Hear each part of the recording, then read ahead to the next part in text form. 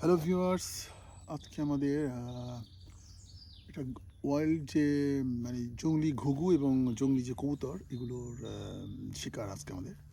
তো মোটামুটি সকাল থেকে আমরা মোটামুটি ভালোই শিকার করছি। আমার আরও কিছু কলিগ আছে, আরও 2-3 জন জঙ্গলের অন্য অন্য জায়গায়। তো এইটা আমার পোস্ট, এটা আমি তৈরি করছি আমার মতো করে আর কি, ছোটো করে গাছ টাছ দিয়ে যেন দেখা না যায়। এবং গাছের উপর কিছু প্লাস্টিকের ঘুঘু দেওয়া আছে এবং একটা ন্যাচারাল একটা তাজা কবুতর দেওয়া আছে, ওটা পালা কবুতর। তো কিছুক্ষণ পর ওই কবুতরটা আমরা লাড়া দিই নিচ থেকে, তো ওটা একটু উঠতে থাকে।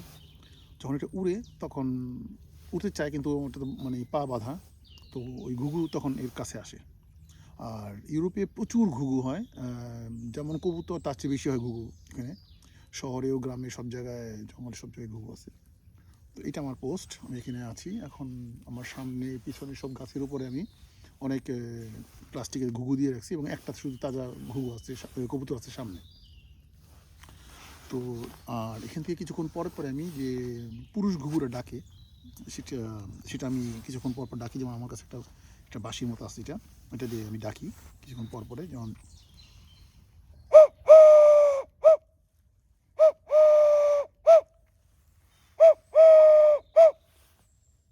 এটা পুরুষ ঘুঘুর ডাক।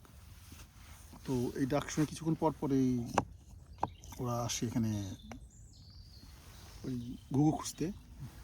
তো আসার পরে তখন দেখে যে প্লাস্টিকের কবুতর, তখন এরা এসে বসে আর কি এখানে। তো তখন আর কি আমরা শিকার করি আর কি। তো এটা হচ্ছে আমার পোস্ট।